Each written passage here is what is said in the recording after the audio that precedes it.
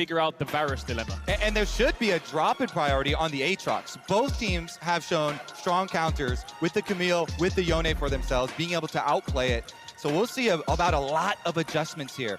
On the red side for DRX, though, it's so hard to get away from these bottom lane necessary bans because, like we talked about, Jeff hasn't played much Aphelios. You can't play the Aphelios plus Lulu into the Lucian. So Yuumi and Lucian remain permabans, and then probably the Caitlyn unless you want to pull out something crazy. So Varus first pick is probably going to be the answer here from T1. Now, does DRX take away Renata? They've left that open. They banned it in game 2. Kalista's locked in. Kalista Renata. That's their answer to Varus. Will it work is the question. What is T1's response here? Do they go for some kind of melee support into this Renata? Do they play Varus Karma to try to contest the push? The problem with the Karma is you don't have a lockdown onto the Kalista. So Aatrox is up, Sylas is up, Ryze is up for Faker if he wants to blind pick it. There it is, looking at double poke here. More aggressive fight over the priority in that pushing bottom lane. If you go with something like Leona or Nautilus, looking for the all-ins, looking for the kills, immediately picking up for Faker, though. The security of the team fight is here. I wonder if something like Thresh could work. Kalista's very hard to hook. Karma will get the push, but I think she'll fall off. It makes sense. That's the default answer. As you expect, they're just going to go towards it. No Thresh shenanigans to be had. No Zeus Yone, no Aatrox blind pick. DRX have found a different response, and this draft will look a lot different in terms of side lanes. Yeah, I mean, the pushing on the bottom lane has just been so critical. They don't want to give it up. And now, though, the confidence of Zeka, this champion, he has mastered both the Sylas and the Akali sides of it. It's a big part of DRX's handle on the meta that got them here. Confidence to lock it into Faker again. Last time around, he actually had more CS, even with all the harassment from the Azir. Great ultimate to take away as well. Varus ult is just going to be so powerful through throws. Yep. There's a Yone ban, so I think T1 might have to ban away Aatrox. DRX might look to pick Aatrox up on 4 here. A lot of powerful champions up and available. Camille, Fiora, Aatrox. We're looking at champions like Graves, Viego as well. Kindred is up for Pyosik as well if he wants to look for that angle. Well, with Aatrox banned away, when we talked about last game being another no tanks kind of matchup, you guys said how it was Aatrox that wills that into being because he creates a carry versus carry style. Now with him banned away, with Yone banned away, we might see some big frontline for the first time in the series. I agree, especially if it's Poke, Varus, and Kalista, 2 champions which really struggle to get tanks down. They need to be careful though. Picking Ornn for T1 against Sylas, you just give them that engage onto your mobile carry. And they ban away the Kindred answer to the Graves. So it's up to DRX. Looks like they have Graves is wide open. That would need to have Zeus on something with CC though, because if they pick the Graves, then they've got no lockdown. Is Poppy a good champion here for T1, I wonder? I mean, into Kalista, you can really lock down the Kalista. Vi is another one that has good lockdown. Nocturne is something we've seen, but he doesn't have the follow-up. Yeah, I'm thinking something like Poppy here. The Graves is great, but you're playing 4 range champions again. And they've done it before. T1 have been the team to play all damage, all range. It could fall on Zeus to be the melee, to be the front line though, with some CC setup. Well, we do have this Sejuani banned away early on. That's one There big tank. But we'll see which other they decide to lock in. The Gragas hover lasting for quite a while here, but there is still a little bit of time left on the clock. They will lock it in. It's Zeus on the Gragas. Yeah, I think with Karma, you need some front line there. I wouldn't be surprised to see an Ornn come out here from King, and Aatrox is removed from the equation. Double tank matchup. I worry for T1 with this Graves again because you're playing 4 range, but if you can punish early, then it will give you profit in the mid to late game. Of course, the champion can do a lot of damage, and they're playing with triple threat. The meatballs have arrived at the World Finals, and now we get to see some of those big frontliners and huge engages. And that means increased focus on the bottom lane, especially for DRX here, investing their picks in the Kalista. This Kalista has not fared well at Worlds. Have to play it aggressively, pairing it with the Renata from Barrel. I want to see how DRX game plan looks now because we already got the Faker versus Zeka mid lane matchup of the 26-year-old versus the young new hotness. And now it's looking at bottom lane here, Deft. 26-year-old on the other side versus Gumayushi, 20-year-old hotness as well. Opposite sides, of course, from both respective veterans, like you highlighted there, Kobe. And bot lane will have to be a pivotal point of focus for both these teams. We saw Pyosik go towards mid earlier on with a similar kind of matchup in game 1 to get Faker's flash. Why did he do that? Well, it's good to get mid lane flash early, but in the Sylas matchup especially, it allows the Sylas to get the push into Azir early on, which he doesn't normally get, which allows him to get towards bot lane first if the mid laners decide to roam down there.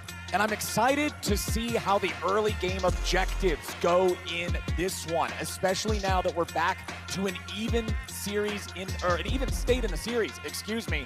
T1's objective control in game number 1 was absolutely dominant. In game number 2, DRX and D1, they had one dragon each at the very start. There wasn't that same level of, man, we're losing everything for DRX, and T1 is grouped up as 5 here at level 1. Yeah, 5-man bot to get middle brush control. I expect them to either sweep or put a ward down here to make sure that the Varus Karma doesn't get any kind of cheese from the Kalista Renata, make sure that they can poke them out with things like the Mantra Q. They don't see anything yet, so they're going to walk their way into this bot side jungle, but they know that death is in the river, so T1 are first to bot brush, which helps the bot lane matchup level 1. Yeah, of course. So much focus on this bottom lane in this draft with the big tanky boys on the top side. Especially when you have Graves too, Owner trying to get the early information. Defensive ward from DRX behind their red though, trying to see if there was any attempt at getting that invade. DRX show themselves on the entrance. Owner is being a bit careful. They should know that there's a ward. And Gumayusi's playing with lethal tempo, so I expect him to go more towards an on-hit Varus build. You won't see a poke Varus come out. Normally you see things like Comet and Hail Blades in that instance. And it makes so much more sense this game, right? You don't want to have lethality versus the Ornn. You want to be able to chunk through the front line. Alrighty, we're gonna have a top side start here for both of our junglers, which goes exactly like what you guys were expecting. Attention on the bottom lane. Junglers want to be pathing down here to see if they can interfere with this and make something happen. And there's a commitment here of Zeus. Strong leash on the blue buff for Owner as well. So not only did Owner get Graves, he also gets the stronger leash, will be accelerated in his clear to try and slingshot down to that other side. I'm curious what Piosik decides to do. He's on Red Raptors. He's going to move towards bot side. Does he do a camp and gank mid and try to relieve pressure on Faker? That ward on the bot side jungle could help him look for an invade. Alrighty, as we see how the lanes are going, remember to make sure to grab the exclusive Very Nasus Much Wow emote from Prime Gaming by connecting your League of Legends account with your Prime account. As Kingen has the push here in top side, Gumayusi and Keria have it in bottom, and Faker and Zeka are pretty evenly matched. Yeah, I would hypothesize that Piosik would reverse clear up to the top side Scuttle Crab, because the bottom side pushing here with the Varus Karma means that it's so hard to fight over the bottom side Scuttle Crab, and it would be a little bit dangerous, but his sweeper doesn't see the ward. Oh man, Piosik walking right past it. He's gonna wait here in the brushes. Keria and Guma are staying up. Piosik with a flash engage. It doesn't matter if they knew he was coming, they're still gonna grab first blood, but it's a 1-for-1 trade. Barrel now trying to get away, should be fine. The DRX Killer Instinct still comes out on top. Great first blood for Death. You have to wonder if Gumayusi, he should have known that something like that was coming and maybe tried to react with the flash. Either way, it's a 1-for-1. Despite it being first blood to Death, I think this is actually good for T1, because look at his CS now, Death. He's lost a lot of that wave. It'll start to bounce into Gumayusi, and they traded 2 flashes, 3 summoner spells from DRX just for a heal for Gumayusi. Yeah, T1, they saw him coming. They had the information. Guma still goes down to the forced gank there from Piosik, and investing the flash as well could be troublesome for the jungle. Graves could be very abusive, going to harass the Viego. Faker, meanwhile, forces the teleport out of the Sylas in mid lane, and yes, of course, as we already know, did not quite catch it. And T1 are saying, get over here, Graves, right now. These are the comms. We're going to outplay him. But Piosik was so quick with the flash, Guma did not react to it, and they just stand and they want to trade 1-for-1 instead. And with the Ignite going down, Keria gets the last hit there for the takedown. As you said, though, the wave meant a lot there as they're able to push it in, and they did get the kill. Yeah, kill gold in DRX's favor, but wave stays and Summoner's Blown is in T1's favor. So I think they'll be pretty happy with that kill when it's a Keria, which isn't the best, but can help in the early lane phase, has the early amp zone to try to poke them down. So now this wave state, we'll see how DRX plays it out, and we'll see what Piosik does to try to help the bottom side of the map. Owner actually hasn't done his red buff yet, so he's probably going to move his way down there.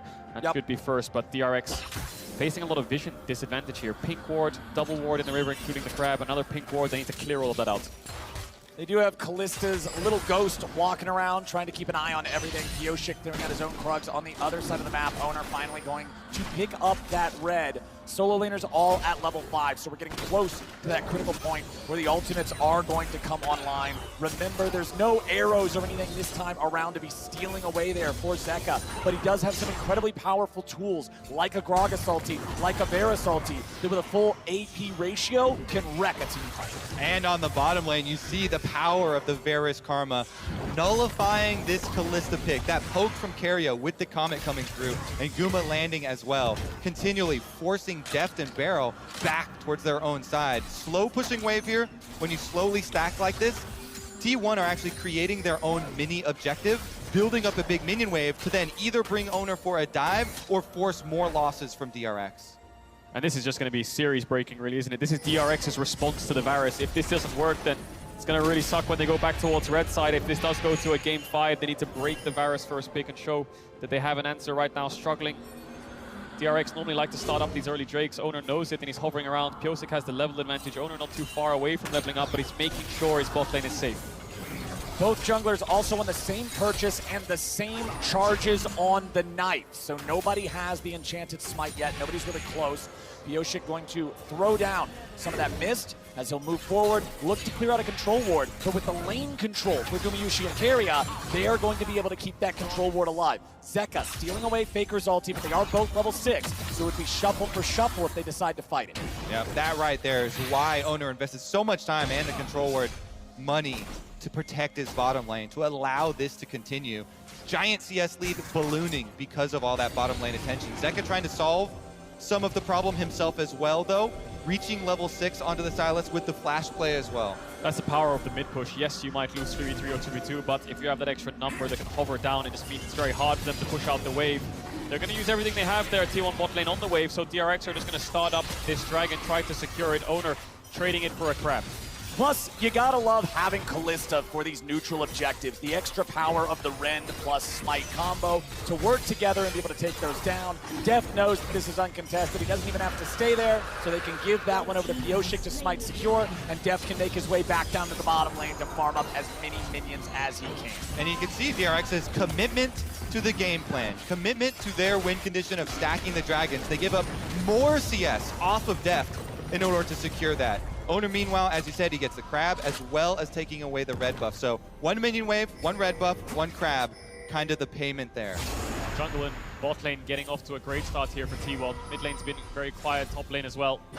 It's the next Herald that'll really decide how this early game pans out. 30 seconds on the spawn. Zeka, the ult was timing out, just gonna push the wave with it, can't catch Faker. And let's keep our eyes on Deft and Barrel here because they're going to move towards this top side. Great body slam there by Zeus to interrupt the knockup, but it's going to be a 5v5 around this Herald, and Gumayushi is still on the bot side of the map. How much can T1 get for this Herald? Does DRX just take the Herald and use it top, try to funnel everything into Deft? And remember, back in game 1, we got a 7-man fight at the Herald, but it resulted in the eyeball being unable to be picked up. I want to see both sides ready for a fight here, ready for a big engage. And look at the lane matchup. All you have to notice is that they are keeping Guma and Keria bottom, so it's going to be a hard push for T1 towards bottom tower plates. Just give up this Rift Herald and see how much money you can get off the other side of the map. Meanwhile, Owner also counter-jungling off the blue quadrant. T1 trying to get as much as possible. The race is on. DRX want to get this Herald quick and use it as fast as possible. TP there from Kingen to try to clear out the wave. Can they dive him? 3v1. Kingen's down here, but Owner's ready to follow up and make it happen. The ulti from the Ornn used to clear out the wave as Owner's going to get jumped on. Zeka's ready to go. Owner with the dash back over the wall. He'll stay fine, but DRX will hold here in bottom. Barrel lost his flash off screen. Zeus threw the ultimate at him and tried to knock him under the tower, so the Renata doesn't have flash. Deft isn't level 6, but Pyosik is around. He's taking the blue buff right now by the looks of it, and they can't get any plates, so they need to place this as soon as possible because T1 are currently winning. Okay, Barrel, okay, Deft. Let's see how much money you can get up here against Zeus' Gragas. At bottom lane, the plates are still just being hammered by Gumayushi and Keria. As T1 winning the race, Pyosik's coming top. Can DRX make the dive happen? Gragas would be the target, and he's a pretty tanky guy. Pyosik's gonna step forward here, connects with the Spectral Maw, but Deft's just gonna be able to chase him away. Zeus tanky enough to not die here. All they gotta do is take down plate number 3. The Herald will be able to finish off the last 2. Deft and Barrel, that's not quite enough. Nope. It will not die to this. They can't get the tower. The charge, there it goes, okay. The turret's still standing. Zeus, however, is not, and Pyosik will grab the kill. He was focusing so heavily on trying to deny the turret that he gives up his life, and DRX aren't done. Oh, but bottom side, it's T1 also trying to hard force here for this turret. We're still 4 minutes away from plates dropping. It's not like these things are going to become squishier anytime soon. Pioshik will grab the crowd as Owner makes his way into the top side river. Pioshik should just be able to get over the wall there. Has to use Flash to do it, though. Ultimate on cooldown, had to use it to kill Zeus. T1 still pressuring this bot side. No jungler or mid hovering. Kingen has no ultimate either. T1 really want to get this bot tower, but no ultimate on Gumayushi. Might need to take a base soon. Has a lot of gold in his inventory. Overall, slightly even, but T1 favored because of how long it took for DRX to set up. Will they get the tower? Oh, almost they get it. And Kingen has to flash away as well. Definitely T1 favorite then. Yeah, huge amount of money on Gumayushi, and there you see it. In graph form at the top of the charts. And of course, he is going the on-hit build, as we said. So going to be able to chunk through this front line, all these melee champions, this short range of DRX. Kingen's going to be late to top because he was holding bot side, so Zeus will get another plate. Faker's having constant mid push. He's taking a plate. They're slowly bleeding out here, DRX. They're trying their best to speed the game up. Dragon's in 50 seconds. Dragon in 50 seconds, a 2,000 gold lead while being down a single kill, just shows you how much has been built by T1, getting all these plates, getting all this money, and getting nearly double the farm in the 80 carry position. Gumayushi, 113, Deft at 68 here on the Kalista. This is not the early game you want when you draft this champion. Now take a look at the setup for this Dragon. Number 2 arriving. Stacking is kind of critical here for them to continue. See how much they can commit to it. Control ward already placed in the pixel brush, trying to set up for it. It's very difficult though with bottom lane already having outer tower down. T1 can just push through this bottom side and get the early move for a possible flank. And T1 have the TP as well, so DRX need to look for a pick. That ward could find it, but the Uproar Glaive will spot it out. They don't have vision on Gumayushi, so they have to catch the wave. And like you talked about, push in bots, move towards river. Faker has mid push. Zeus is first and has TP. Yeah. DRX are going to have to give this up.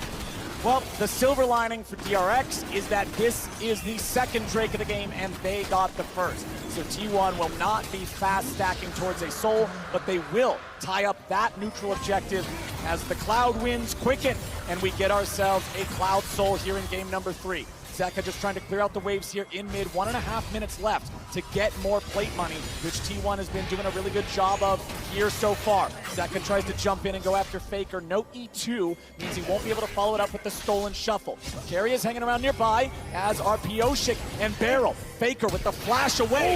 Zeka with the flash follow to throw Faker back into his own team. But now Zeka stands alone. He'll try to get himself away, and Barrel provides covering fire. Zeka with a re-engage back after carry, and Zeka will finally die to the arrow of Gumayushi.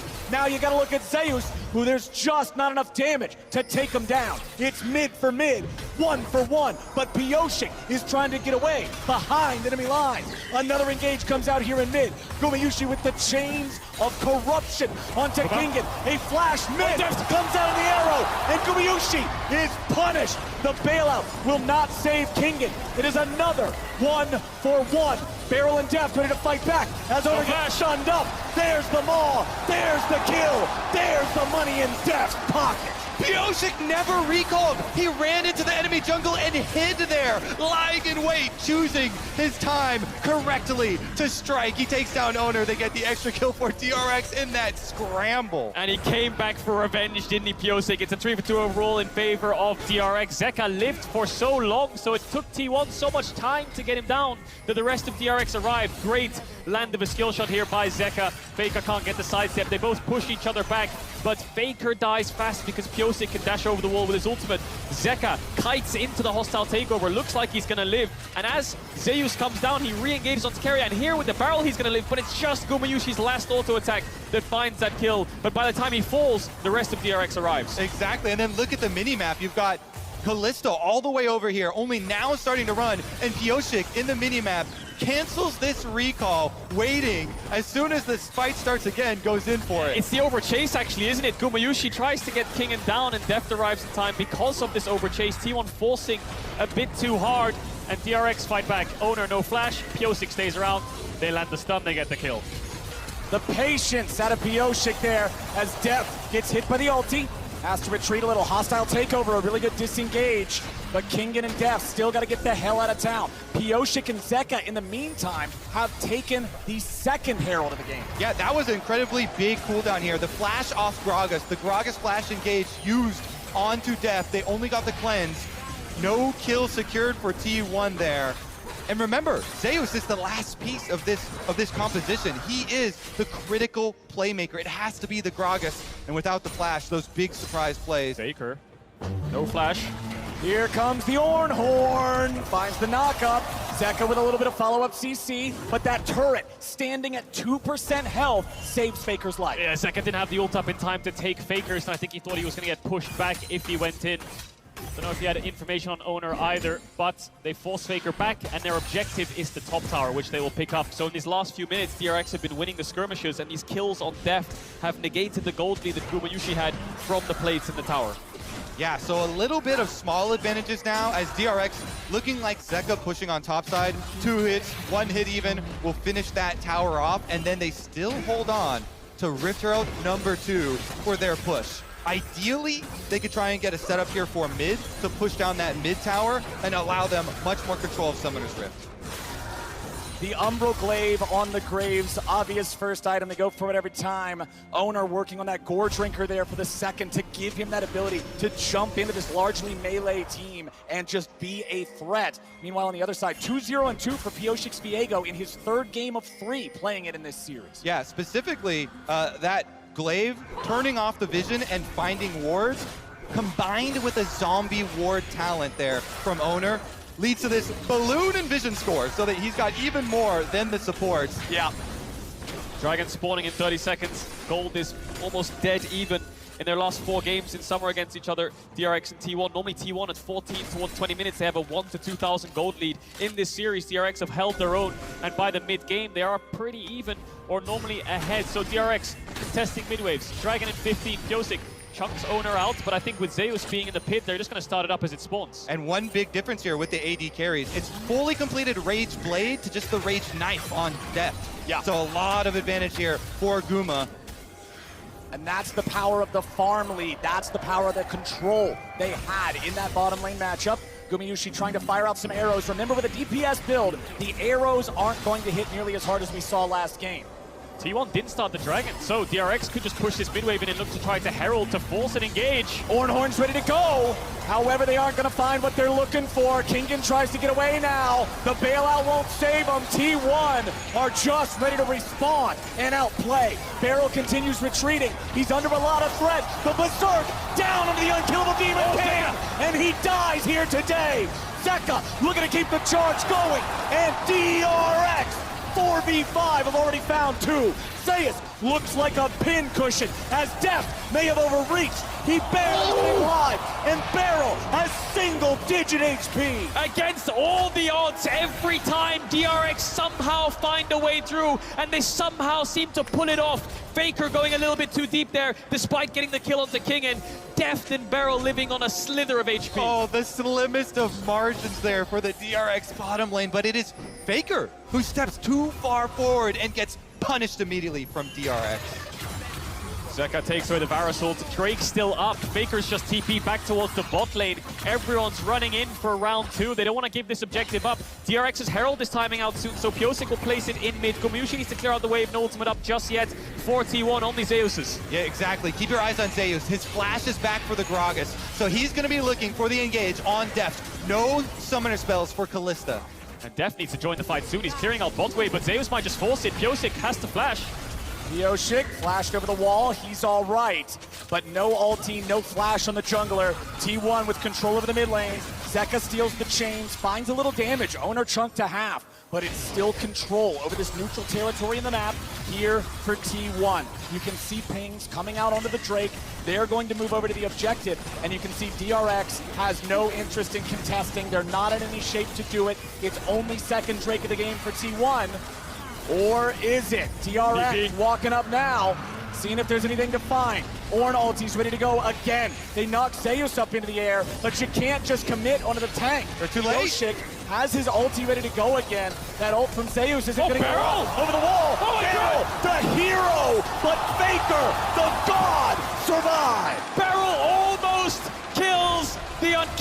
Demon King. That could have been a huge swing in favor of DRX with Baron spawning in 10, but he just gets out. Faker, true to his name this time around, survives the engage. Here's a look at how it all started, though, on to Guma, and then it was the pick on the front line. Owner?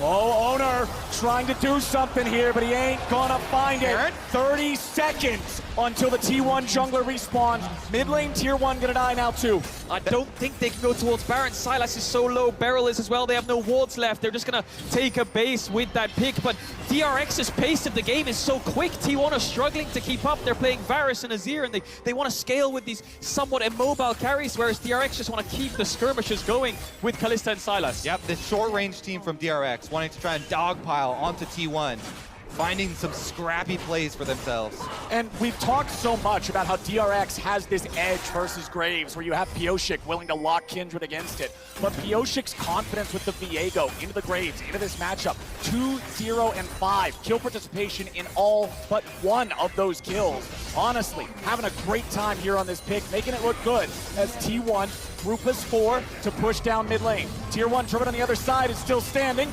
Ornn ulti's not going to find anything but the wave. Faker and Gumayushi having to back up a little bit. Zeus on the flank, but there's no wave, there's no play. The last couple of games, we've been seeing carry tops, which means you have also side laners. This game is tank, so it's a lot of grouping, a lot of fights. Zeka will root up Owner, who will dash away, and it just turns into this 5v5. Neither team has any real side lane pressure. And as the game gets deeper and deeper, you start to see more of an advantage to the team with the extra range here, with Faker and Guma especially. But it's all about the timing of the engage for DRX. Beryl did not time that right. They wanted to use hostile takeover on an overcommitment, but T1 read the play, and T1 are 5v4. Yeah, you can see the angle Beryl was looking for, right? The surprise ultimate over the top because they need a split-second engage, but Owner jumps on him, knows he has no flash from the last time around. DRX keep trying to throw spells at T1 to try to force a fight, but T1 aren't getting sucked into it. An Ornn comes out, they back away. A hostile takeover, they tried to punish the mistake. DRX are, I think they're panicking a bit around these mid-waves, saying that they need to force the engages, and T1 are just playing at such a range that they can't get the angle. Exactly, exactly. Faker and Guma standing from afar, playing defensively here, and when you have that Karma move speed too from Keria supporting those long-range carries, they're able to keep safe until they don't. When you see a team like this DRX comp explode and win, it is all at once when they get that big engage and completely collapse the opponent team.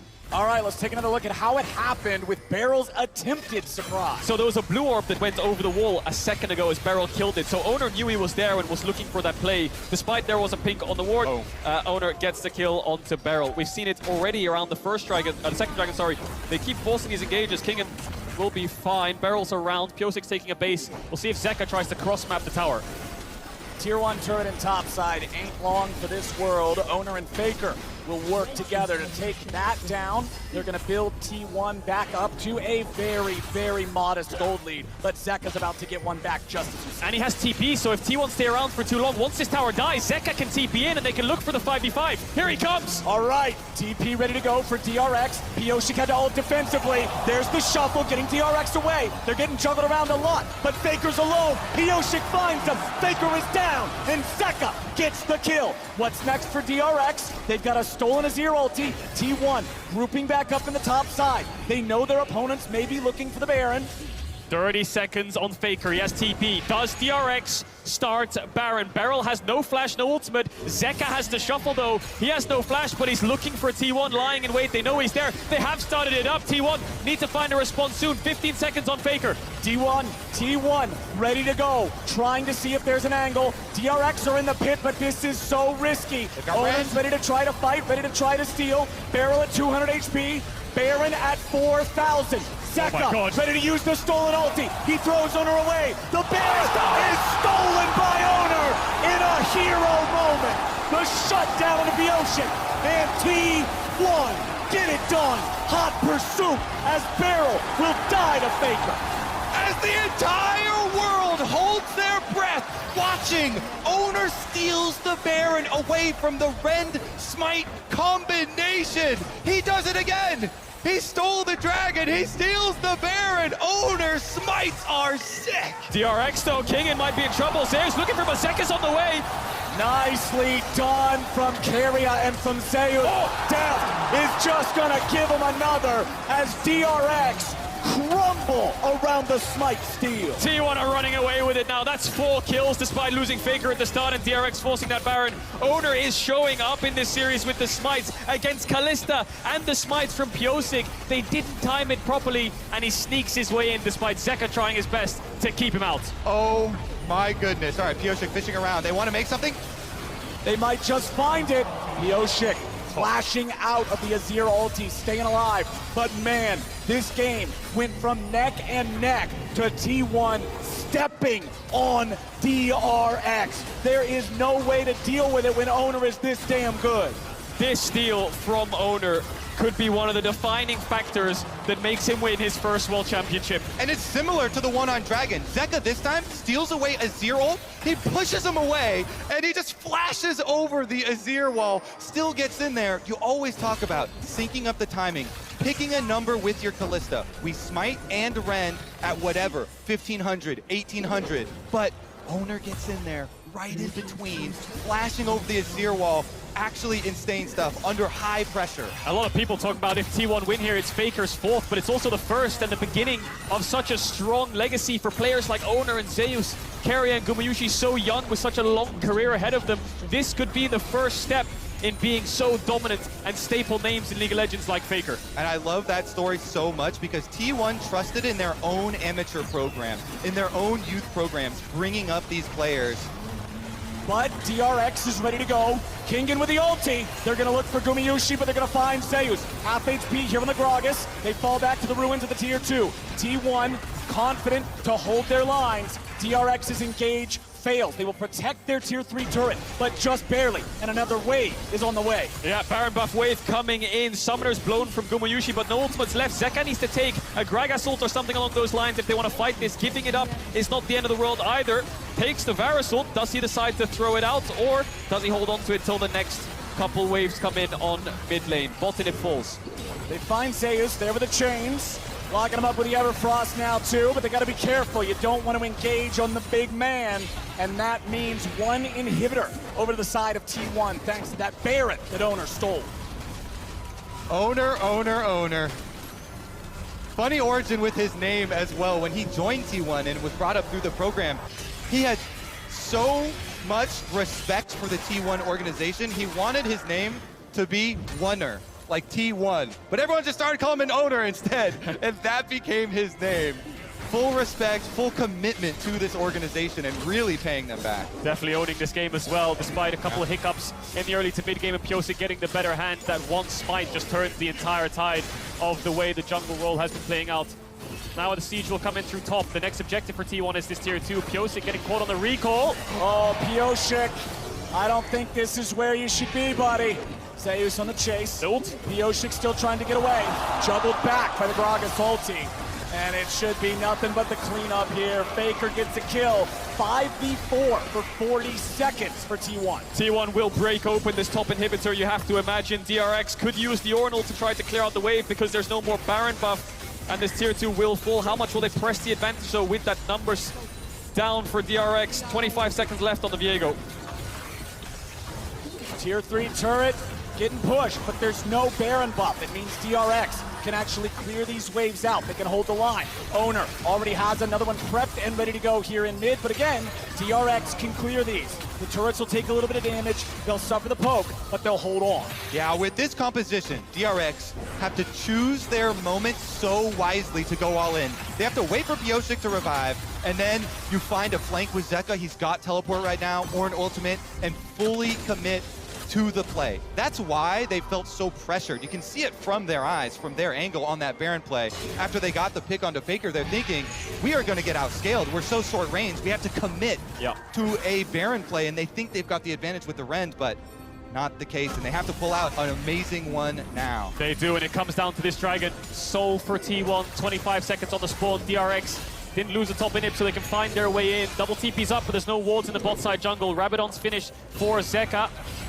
And Deft has evened up the items against Gumayushi. Only a stopwatch is the difference. DRX trying to find an angle into this river. Bot side looks like their best bet. No mid push for them. Need to be careful though. Zeus here. Stepping up, dashes away.